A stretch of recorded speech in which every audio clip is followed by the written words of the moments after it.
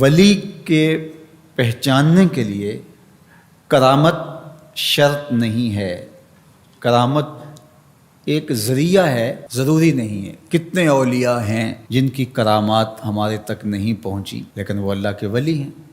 سب سے بڑے ولی اس امت کے صحابہ تھے، ان میں سے کتنے کی کرامات ہمارے پاس پہنچی ہیں لیکن ہم انہیں اللہ کا ولی مانتے ہیں۔ تو یہ کوئی شرط نہیں ہے، شرط ایمان اور تقوی ہے، اور باقی احادیث میں مختلف ان کی علامتیں بتائی گئی ہیں۔ الذین اذا رأوا ذکر اللہ، ایمان اور تقوی سے متصف بندگان خدا کی ایک علامت یہ ہے جب تم ان کی صحبت میں بیٹھو تمہیں خدا یاد آ جائے، اللہ کی یاد آنے لگے۔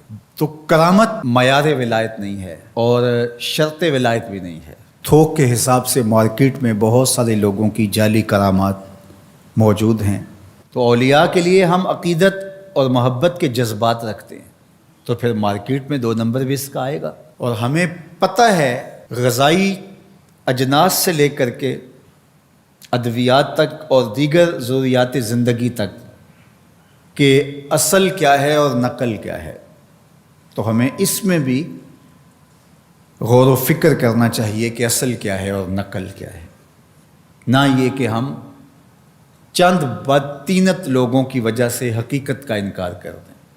تو آج بھی کچھ لوگ ہیں جو کہتے ہیں جی چھوڑو، ہم نہیں مانتے کرامتوں شرامتوں کو، اس طرح کے لفظ بولتے ہیں، جبکہ کرامت کا من حیث الکرامت انکار کفر ہے۔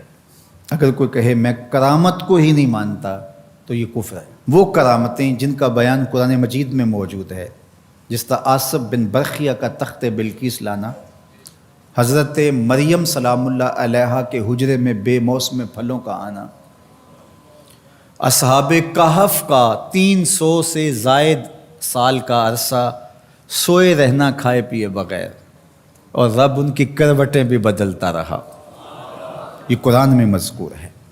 تو اس کا انکار بھی کفر ہے، قرآن کا انکار لازم آتا ہے۔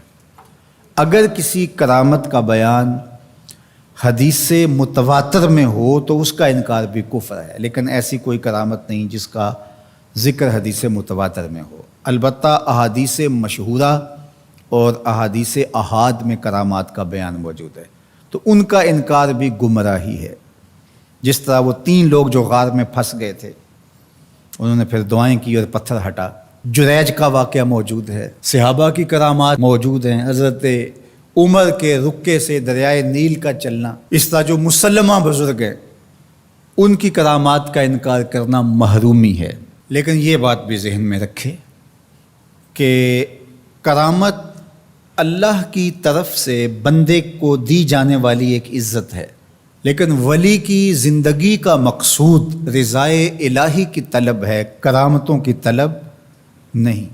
لیکن عمومی طور پہ ہمارے اسٹیجوں کے اوپر اولیاء کے حوالے سے جو بات کی جاتی ہے، بس آپ سننے کے لیے بیٹھے ہیں اور خطیب صاحب نے کان پہ ہاتھ دھرا اور 2-4 کرامتیں سنائیں اور چلے گئے، معیار بتایا ہی نہ، جس کے نتیجے کے اندر بہت سارے عوام اس سے غافل ہوتے ہیں۔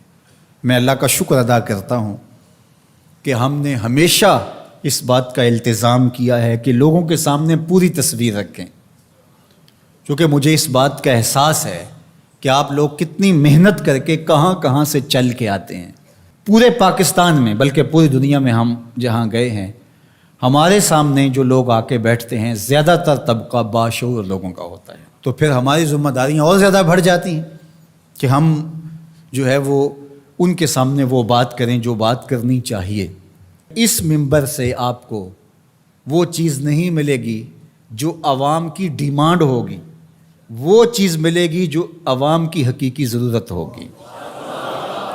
اس پر میں بھی اللہ کا شکر ادا کرتا ہوں، اس پر آپ کو بھی اللہ کا شکر ادا کرنا چاہیے، اور نہ یہ کہ کچھ 2 نمبر لوگوں کے رد عمل میں ہم حقیقت کا انکار کر دیں جس طرح معتزلہ کر رہے ہیں، اور ایک طبقہ وہ ہے جو رتب و یابس کو قبول کر رہا ہے، اور آپ نے ایسے شخص، ایسے لوگ کہ جو اچھے انسان بھی نہیں ہیں، لوگوں کو دیکھا ہے کہ ان کو ولی مان رہے ہیں اور ان سے اپنی حاجتیں طلب کر رہے ہیں، ان کو ہادی مان رہے ہیں، مرشد مان رہے ہیں۔ وہ شخص جو خود آشنا بھی نہیں ہے وہ تمہیں منزل آشنا کیسے کرے گا؟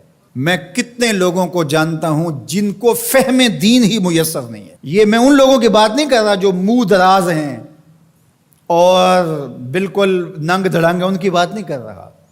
جو بظاہر حلیے میں بھی ہیں ان کا فہم دینی ناقص ہے. کتنے ایسے علماء کو جانتا ہوں ان کی توحید کا تصور ناقص ہے.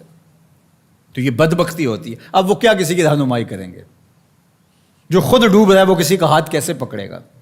لیکن عوام ظاہر ہے ان کے گرد آئے اور ان کا کاروبار چمک رہا ہے، اور کرامتیں ہیں کہ تھوک کے حساب سے بنتی ہیں، اور پھر اس کی مارکیٹنگ کرنے والے بھی ہوتے ہیں، اور پھر اسی بنیاد پر ہی جو ہے وہ ان کا سارا سلسلہ چلتا ہے. اللہ کے ولی یہ نہیں چاہتے کہ ہماری کرامات ظاہر ہوں اور لوگ ہماری طرف لپکیں ہماری کرامت کی وجہ سے. یہ نہیں ہے.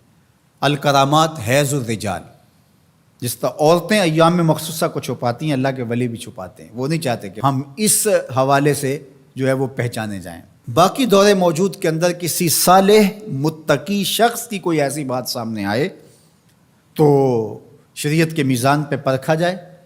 اگر وہ شریعت سے متصادم نہیں ہے تو مان لینے میں کوئی حرج نہیں ہے. لیکن اگر کسی کی سمجھ میں نہیں بھی آتا تو فرق نہیں پڑتا. لیکن کسی ولی سے کوئی دشمنی نہ رکھے. جو کسی ولی سے دشمنی رکھے تو اللہ فرماتا اس کا میرے ساتھ اعلان جنگ ہے، تو وہ پھر شخص محروم کر دیا جاتا ہے.